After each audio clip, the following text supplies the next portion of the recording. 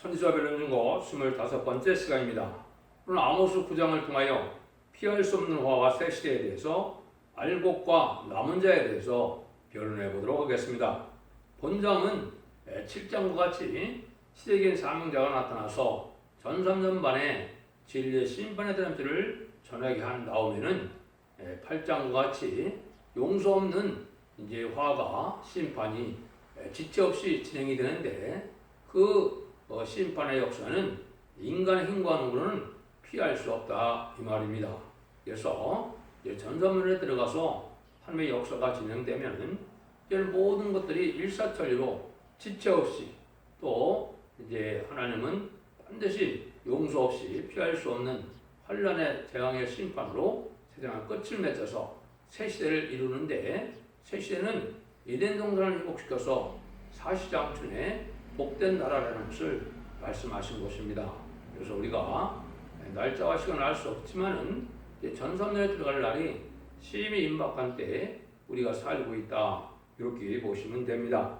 그러면 하나님의 진노가 내릴 때 회개치 않다가는 다 전멸을 당할 수밖에 없는 것이 인간 종말인데 인간 종말이 딱 시작이 되면 모든 것이 지체없고 또 모든 것이 용서와 긍휼과 자비가 없이 다 진행되고 만다고 말씀하시는 것이 하나님의 말씀입니다.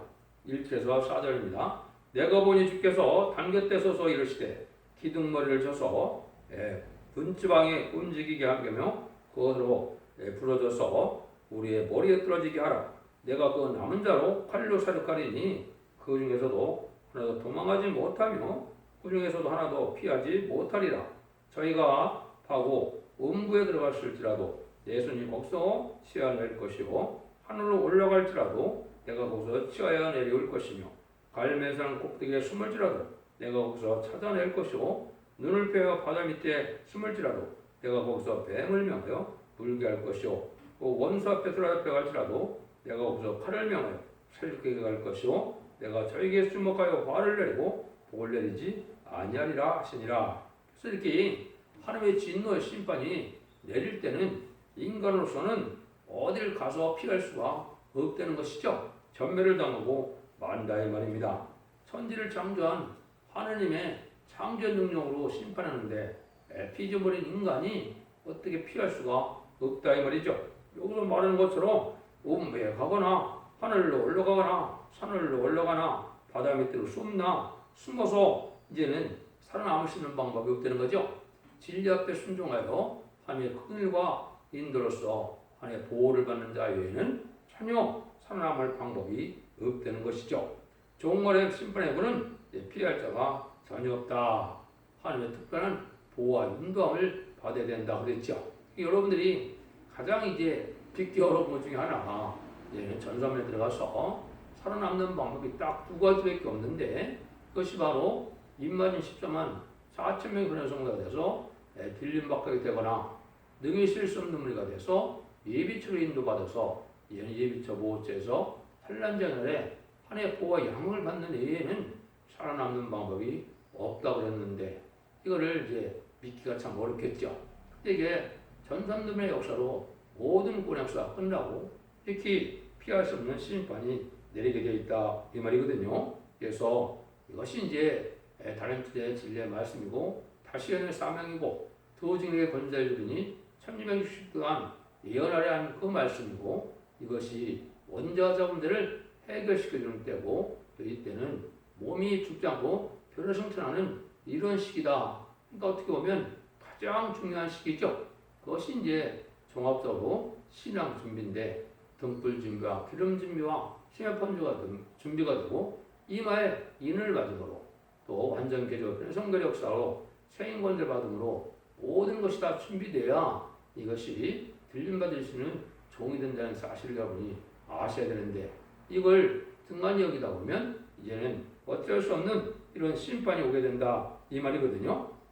그래서 하나님이 이제 스바냐 1장 3절에 보면 이때 뭐라고 표현하셨느냐. 내가 사람과 짐승을 진멸하고 공중의 새와 바다의 고기와 걷지가는 것과 악인들을 아울러 진멸할 것이라. 내가 사람을 치면서 멸절하리라. 나 여호와의 말이니라.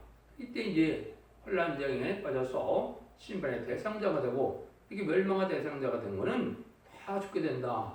또 왕권을 방해하거나 인간의 해를 주거나 하나님의 뜻에 합당하지 않은 회개치 않는 자들은 한 명도 살아날 수 없는 때가 바로 진노 심판대다. 스바냐 입장에서도 그렇게 말씀하셨다. 이 말씀대로 될 수밖에 없다 이 말입니다. 그래서 이제는 원죄와 자범죄를 해결받는 은혜가 무엇인가 이거를 아셔야 됩니다. 그래서 진리의 심판에 대한 틀에 완전 변론의 이언서의 계시록의 변론을 듣고 회개하고 순종하여 말씀을 지켜서 회개하면은 원죄와 자범죄를 해결받는 은혜를 받게 되는데 그 은혜를 받아야만 새 시대에 갈 수 있다 이 말입니다. 이것이 최종 인간적으로 하나님의 베풀 은혜인데 그걸 이제 그런 사명을 맡고 나오는 교회가 인간정말에 끝을 맺는 이제 촛대교의 옥을 남은 교회라 그러는 겁니다.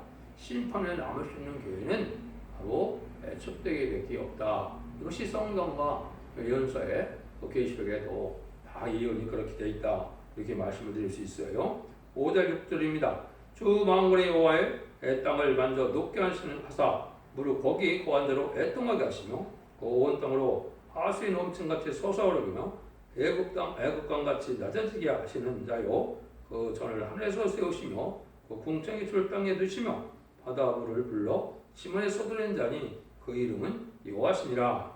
그는 창조주 하느님의 신의 능력이니까 하느님의 능력의 역사가 빠짐없이 이렇게 진행이 된다. 그래서 피조물 된 인간은 피할 수 없는 일이다. 그래서 심판날에는 하느님이 아주 작정해서 진노를 전멸시키기 위한 심판이기 때문에 어느 누구도 피할 수가 없다 이 말입니다.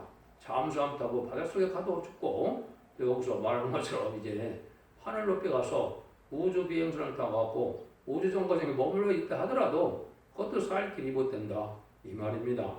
그래서 모든 곳에 하느님이 다 멸망할 수밖에 없다. 하나님이 보호와 인도를 받고 하나님의 앞에 진리 앞에 순종하여 하나님의 사랑을 받는 자에게는 사랑할 수가 없다는 것이 인간 종말의 역사다.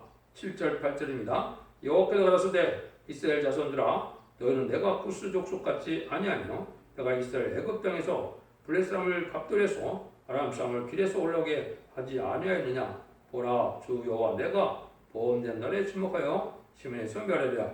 그러나 야곱의 집은 온전히 멸하지는 아니하리라. 이는 여호와의 말씀이니라. 하나님께서는 심판하는 목적 자체는 죄를 멸망시키는 것이 목적은 아니죠. 남은 종 한 백성을 통하여 완전한 새 시대의 축복을 부족이 없는 행복한 시대를 하나님 축복을 주고자 하는데 이 범죄한 나라는 하나님이 용서하지 않는다 이거죠. 그래서 특별히 이제 여기서는 개인적인 죄보다도 정치적인 죄를 많이 범한 이 악한 나라들은 다 멸망이 온다 이 말입니다. 택한 백성들이 일부 회개하고 돌아온 자도 있겠지만 대부분이 다르게 천멸당하는 수준으로 멸망할 수밖에 없다 이 말이죠.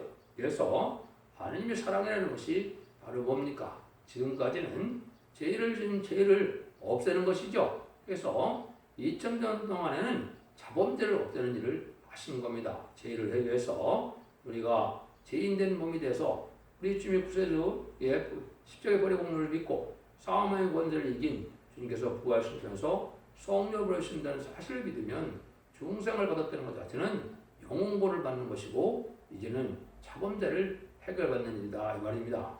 두 번째는 이제 원죄를 해결받는 말이 인간 종말의 역사인데 이것을 이제 일곱령의 완전 역사로 입맞는 역사로 완전변의 역사로 진행이 된다 이 말입니다.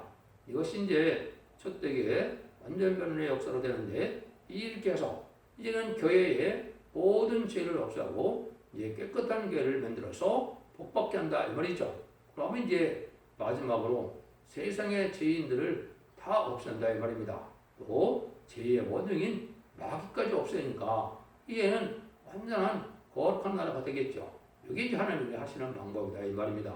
그래서 진노 심판은 세상의 죄를 없애는 거기 때문에 세상의 죄인과 악인은 한 명도 살아남지 못하고 또 마귀도 무정의가 갇히게 되니까 이제는 그 죄의 근본 자체가 없는 세상이니까 그걸 아름다운 성전하라고 그리스도의 나라고 에덴 동산이 회복되는 것이 이게 진정한 이스라엘의 회복이다 이 말입니다.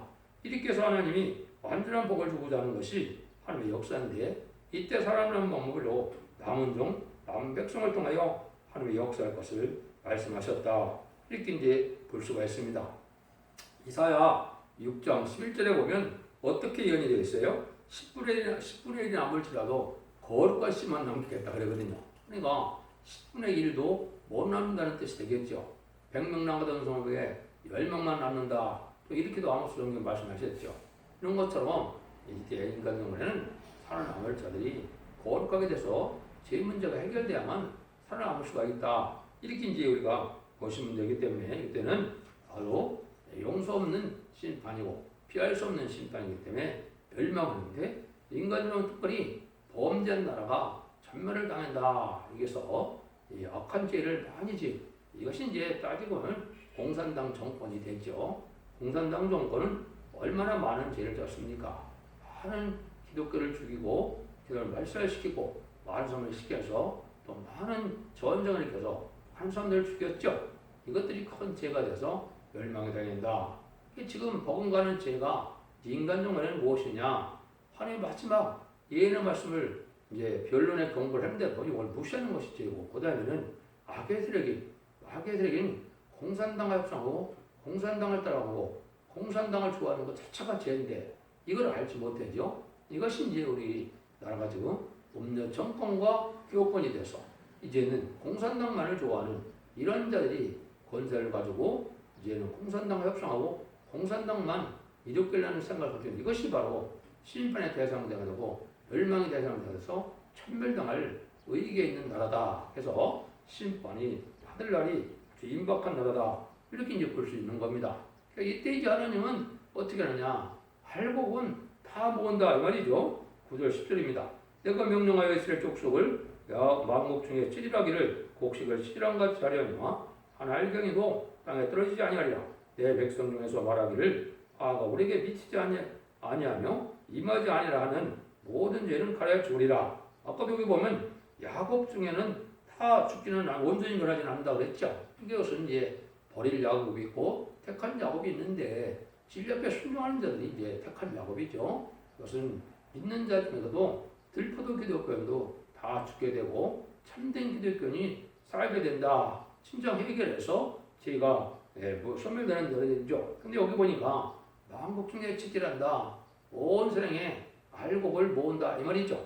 요거는 이제 농부가 농사를 지으면은 알곡만 필요하고 나머지 축종에는 불에 살 수밖에 없는 것이죠. 하나님도 인종 가을 추수가 돼서 알곡만 모은다. 그럼 알곡이 뭐냐가 문제겠죠. 이 알곡이 첫 번째 알곡이 바로 뭡니까? 인만이 14만 4천 명이 첫 번째 알곡입니다. 두 번째는 이제는 중생 받아서 다시 7명을 받아서 변화 성도가 되는 방법과 또 심판의 왕과 소멸형을 받아서 원죄를 해결받음으로 1000년 동안 죽전을 몸으로 되는 것이 예비체에 들어갈 진리 앞에 서는 걸로 예비체 보호체에서 보호받을 능히 셀 수 없는 큰 물이라고 계속 7장 9절에 얘기했는데 요의 새 시대에 백성될 자들이 그 다음에 알곡이 됩니다. 요 두 가지 반열을 다 걸러내는 것이 전산면 역사인데 이래고는 세상의 심판이고 끝이 온다 이 말입니다. 그래서 곧 전산면이 시작되면은 일상 제가 말한 것처럼 37개월 동안 14만 4천 명의 변화 성도가 입맞은 자들로 채워지게 되고 이제는 또 두 가지 일만 남아 있어요. 택한 백성들이 회개하는 일인데 이것이 성의 역사가 되는데 특별히 육적 이스라엘 백성들이 스가랴 10장, 12장, 10절에서 14절처럼 이제는 2000년 전에 못 박여 죽인 예수님이 바로 성경대로 오신 메시아하고 그리스도였던 걸 그때 깨닫고 통곡함으로 회개해서 새 시대의 축복을 받게 된다 이 말입니다. 또 한 가지는 이제는 100년이 넘었는데 공산당이 등장한 지가 공산당에 그리스도의 복음 듣지 못한 자들에게 계시록 5절 6절처럼 11장 5절 6절처럼 이제는 재앙으로 땅을 치는 권대로 이제는 마지막 복음을 해서 그때 믿고 순종하는 자들을 이제는 예비처로 인도하면 구원의 역사가 끝나는 겁니다. 그 두 가지 부류만 예비처에 들어가는 부류와 변화성찰하는 부류만 하나님이 다 구원하고 알곡으로 나오면 이제 구원 역사가 끝난 거거든요. 후손연반은 이제 환란장 심판이기 때문에 거기는 긍휼과 자비도 없고 용서도 없고 구원도 없고 은혜도 없습니다. 그러니까 죽음으로 믿음을 지키든지 표받아서 이제 심판의 대상을 돼서 대접장이나 아마겟돈 때 죽을 수밖에 없는 것이 인간 종말의 역사입니다. 그렇게 하게 된다 이 말이죠. 그래서 이때 또 하나님 말씀을 저는 여기 뭐라 그럽니까? 지금 그리스도의 사랑을 믿는 하나님의 사랑을 믿는 사람들이 이걸 전하면 아이고 사랑의 하느님, 사랑의 예수님인데 우리를 왜 죽게 하냐 이렇게 한다 이 말이죠. 그런데 다 오히려 여기 보니까 다 망한다 이 말이죠. 그래서 그런 사람들은 하나님 심판에 하는 것이 하나님의 사랑인 줄 알지 못하고 아까 말한 것처럼 농사를 지어놓고 농사에서 이제 추수를 해야만 알과 쭉정을 갈라야만 그게 사랑이거든요. 그냥 알고가 쭉정을 같이 다 내버려 둔다면 그게 사랑이 아니죠. 하나님도 심판해서 합당치 않은 자들 멸망시키고 합당자들을 완전한 복락을 하는 거 이것이 사랑이거든요. 근데 사랑이 뭔지를 모르고 기독교인들이 지금 그렇게 생각한다 이 말입니다. 우리가 긍휼의 자비가 풍성한 하나님을 믿고 사랑의 예수님을 믿는데 우리가 왜 멸망하느냐 이런다 이 말이죠. 여기 이제 하나님의 사랑을 바로 못 깨달은 자들이 되는 겁니다. 이런 자들이 특별히 멸망을 당한다 이걸 여기 이제 말씀하셨죠. 그래서 알곡을 모으는 때 이제 알곡에 속하야만 된다. 이런 성경이 이제 여러 군데 많이 나와 있죠. 그래서 이제 마태복음 13장에도 보면 이제 좋은 물고기와 나쁜 물고기를 골라낸다 이렇게 하고 마태복음 25장에서는 양과 염소를 골라낸다 이 말이죠. 지금 기독교 중에는 양과 염소가 섞여 있거든요. 그러니까 참된 기독교인과 들포도 기독교를 골라내는 이런 역사를 하나님이 하신다. 그래서 결국은 하나 앞에 이제는 합당한 자들만 살았는데 제 문제가 해결되고 특별히 필요성처럼 제 공중 강림하는 사람들 영접하는 것은 특별히 신앙 준비가 되어야 된다 그랬죠. 그것이 등불 준비고 기름 준비고 세마포 준비가 되거든요. 삶이 다 변화가 되고 또 이제 몸에 오는 변화도 받고 원자재문제도 다 해결받고 이제는 일검령을 완전히 받아서 흠과 티가 없는 신앙 준비가 되어야만 들림받는다 이 말이거든요. 이것이 참된 기독교의 진리의 사랑인데 이걸 알지 못하고 호련히 들림받는다. 또 그냥 또 하나님의 사랑이니까 하나님이 우리를 멸망시키지 않을 거다. 이렇게 믿는 것은 참된 믿음이 아니고 나 멸망을 방황할 수밖에 없다 이 말입니다. 그래서 이때 바로 참된 신앙인 것은 여호와를 의지하는 마음이 견고하게 되고 그 말씀에 떨어서 말씀을 지키고 순종하는 자들이 참된 신앙자가 되고 또 맡은 일에 충성을 다하여 끝까지 참고 하나님 앞에 충성과 지를 다하고 뜻과 마음과 정성을 다하는 이런 신앙을 가진 자들이 이것이 알곡이 되겠죠. 그런 신앙을 가진 자들이 지금 필요한 때다. 11절 11입니다. 그러나 내가 다윗의 집에 다윗의 무너진 천막을 이기고 그들을 막으며 그 퇴력한 것을 일으켜서 옛적과 같이 세우고 저희로 에돔의 남은 자와 내 이름을 일컫는 만국을 기업으로 얻게 하리라. 이는 이를 향하는 여호와의 말씀이라. 여기 이제 전 세계를 심판하는 것은 다윗 왕국. 요거는 이제 천년 지상평 왕국을 뜻한 거죠. 알파 역사가 다윗 왕국이었으니까 이den동을 회복해서 완전한 복락을 누리게 된다. 그것이 하나님의 방법이다 이 말입니다.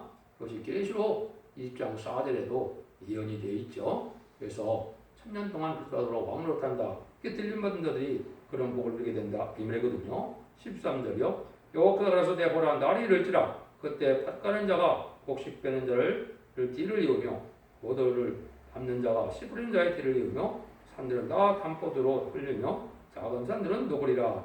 이것은 완전히 기후가 변해서 사시장춘이라 언제나 씨를 뿌리고 언제나 열매를 먹을 수 있는 그런 나라가 된다. 이걸 얘기했죠. 이런 시대가 온다는 것을 여기 말씀을 한 겁니다. 14절 15절입니다. 내가 내 백성 이스라엘 사로잡힌 것을 들키리니 저희가 황무한 성읍을 건축하고 거기에 표돈을 심고 그 포도주를 마시며 관을 만들고 그 과실을 먹으리라. 내가 저희를 그 본때에 심으리니 저희가 나의 준 땅에서 다시 뽑히지 아니하리라. 이는 내 하나님 여호와의 말씀이니라. 이렇게 나왔죠. 그래서 이때 이제 하나님이 정권과 격분의 사로잡힌 양떼를 다 구원하는 역사를 하게 될 것을 말씀했는데요. 여러분이 잘 아셔야 될 것은 많은 선지자가 있었지만은 아모스가 쓰임 받는데 아모스는 선지자 출신도 아니라 그랬죠. 선지자 가정도 아니라 그랬죠. 그래서 농촌의 아모스로 뽕나무자의 변자가 쓰임 받는 것이 하나님의 방법인데 역시 인간 중간에 종교가 부패돼서 새로운 종들로 하나님의 역사가 진행될 것을 보여준 것이다. 이렇게 볼 수가 있습니다. 그래서 새 시대는 창세기 1장 28절에 이 복을 주시며 이제는 상륙하고 번성하여 땅에 충만하라. 땅의 모든 것들을 다스리라고 했죠.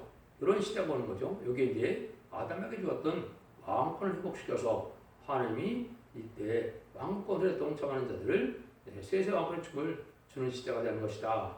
이것이 인간 영말에 하나님이 주고자는 사랑이다. 그래서 하나님이 구원의 역사를 진행하고 난 다음에 이제는 용서 없고 피할 수 없는 이제는 심판하고 세시를 이루는 것이 하나님의 말씀이고 이게 진리의 사랑이다. 이렇게 보시면 됩니다.